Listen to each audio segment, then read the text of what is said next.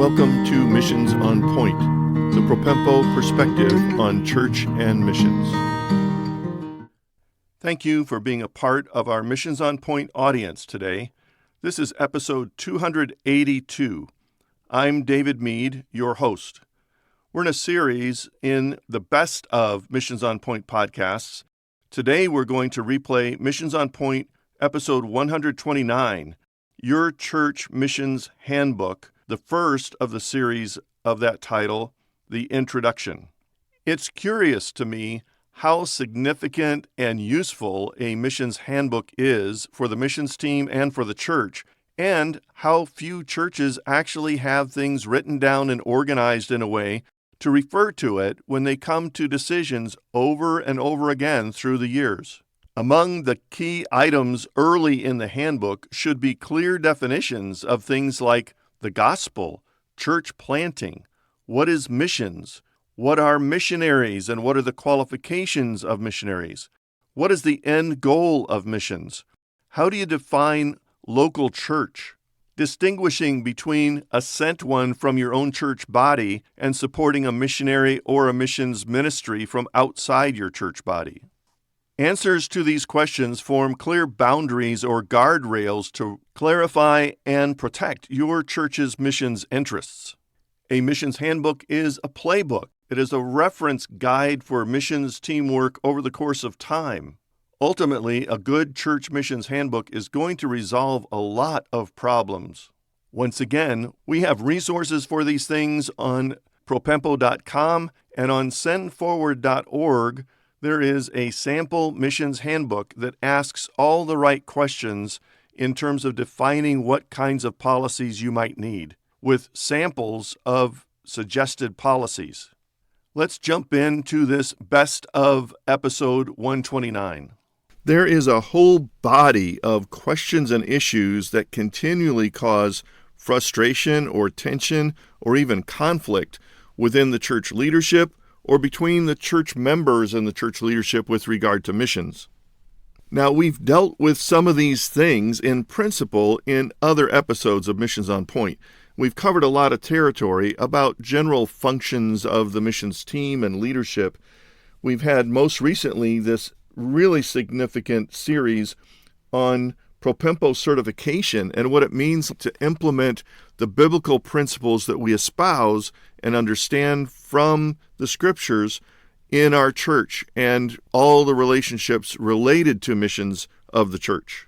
You would have to go back to Missions on Point in the very first 4 or 5 episodes to get some of that biblical basis under your belt in order to understand better some of the ideal implementation that we're going to talk about in this series. Now, there are literally hundreds of questions that we get asked, but there is something of a pattern to it, and I hope that you identify with some of the questions that are raised here and answered here.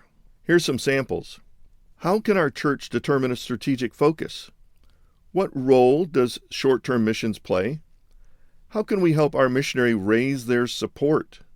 How do we get from our present mess in missions to the ideal? How much and how many should we support? What is the proper role of a mission agency in sending a missionary? Even some of the most basic questions like, what is missions? And why should I care? And what is the goal?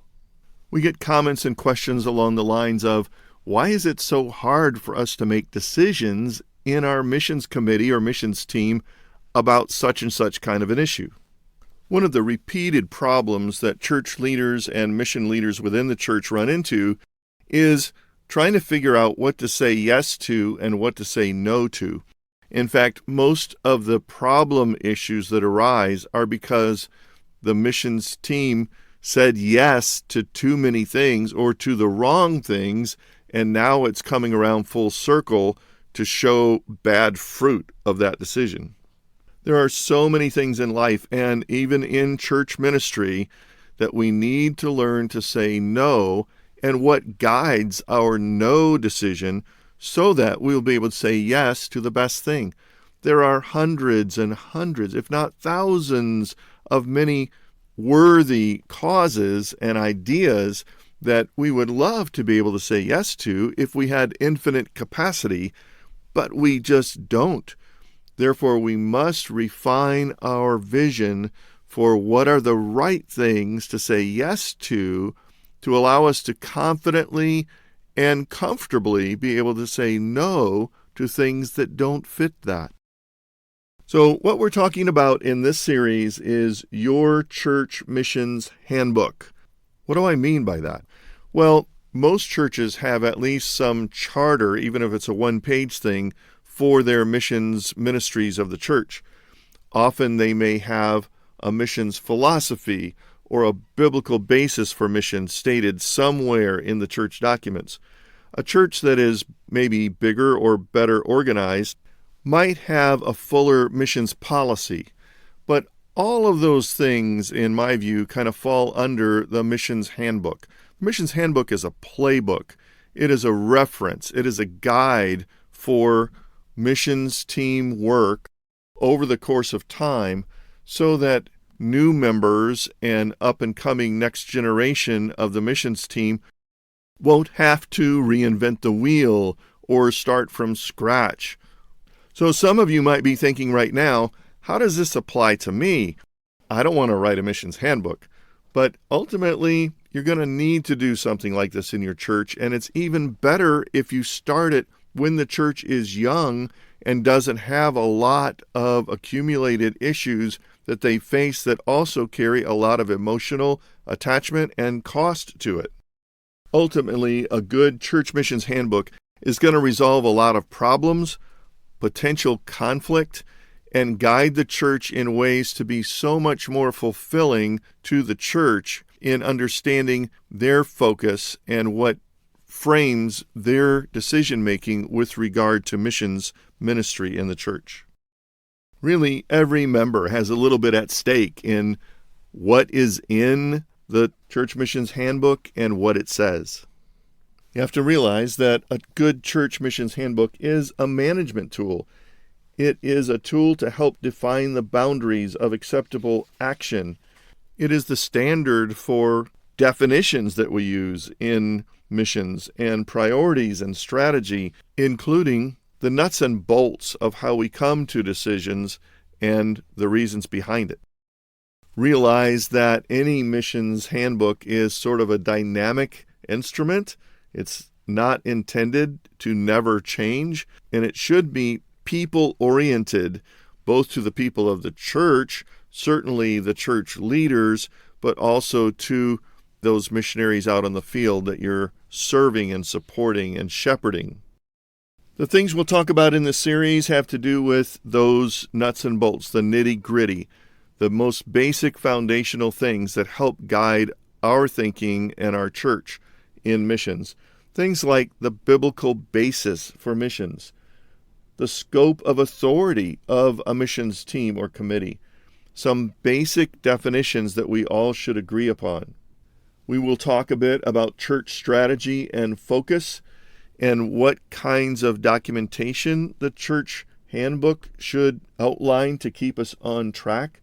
What is the ideal sort of missions team structure and composition and functions, and how we make decisions in missions for the church at large. And then what kinds of things do we actually measure? What are the important measurements for a good missions ministry in the local church? And lastly, sort of a wrap-up of all this implementation. If you have ever been approached by a church member, a sincere, missions-loving church member, who says, my sister or my brother or my nephew or my cousin is a missionary or wants to be a missionary, why can't our church have them present and then support them forever on the field? You know how uncomfortable that is. And if you don't have a good basis for answering that in a way that makes sense to the church and to the church member and ultimately to that prospective missionary, then it just wears on you. A good missions team handbook is going to resolve that for you and make it easy to answer that question. I'm encouraged biblically by the example of the Apostle Paul. He says in one of my favorite passages in all the Bible, in Ephesians chapter 3, that he was given this special grace to preach to the Gentiles the unsearchable riches of Christ. And that essentially is the gospel. In verse 9 of chapter 3, he says, to bring to light for everyone what is the plan of the mystery hidden for ages in God, who created all things, so that through the church the manifold wisdom of God might now be made known to the rulers and authorities in the heavenly places. The core word in that for me is plan. Basically, it means administration.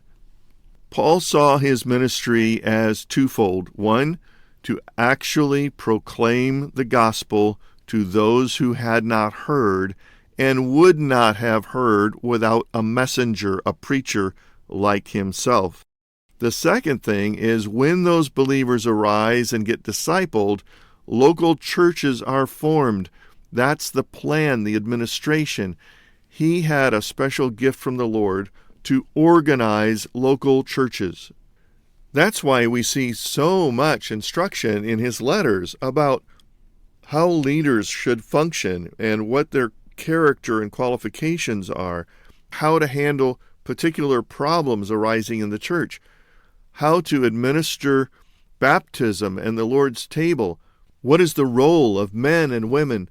All of these kinds of things in the character of the church are part of the administration of the church that Paul taught and coached and wrote about.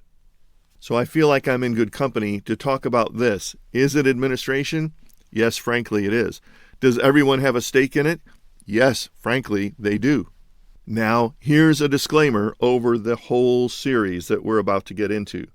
First of all, I want to give you what I think is ideal. It may be different in how you apply it. Every church is unique. You may apply it a little bit differently. And I'll tell you what some of the options are, as well as some of the bad ones and good ones. However, I will present to you what I think is most biblically consistent, sort of the propempo perspective on how to think about your church missions handbook. There are a couple of resources I want to point out to you. The first is just to send comments or questions to me at the email ministry@propempo.com. That's ministry@propempo.com. The second one is to go to the new website called sendforward.org. This is a new website we're developing specifically to contain resources and interactive tools for you to be able to help your church understand where you are and how to get to the next level on so many of these things we're talking about, including a resource called the Propempo Handbook on Missions Policy, which is available on sendforward.org/shop. The name Send Forward is actually the English translation of the Greek New Testament word propempo. There's also the church missions profile, both as an individual church leader and as a group, that helps produce recommendations in 12 key areas for your church.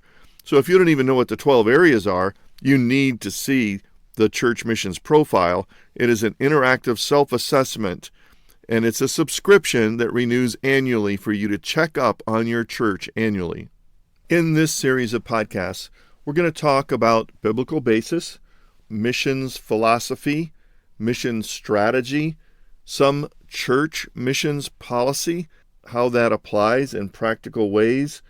We're going to talk about who gets to do the missions team work in the church and the dynamic of that, what kind of things guide our decision making, and even how that gets recorded.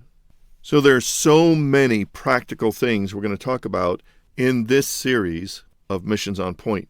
I do want to encourage you one more time. Please, if you haven't done so, go back and listen to the first 5 that are primarily about biblical basis, and then listen to the most recent series we completed on Propempo certification, because that directly applies some of those biblical principles and is a framework for how we'll be talking about Your Church Missions Handbook. Thanks for joining us today on Missions on Point. We trust that you'll find more help and resources on our websites at propempo.com and missioserve.org. We are so thankful for those who support us, enabling us to produce this podcast. Now to God be glory in the church and in Christ Jesus forever and ever. Amen.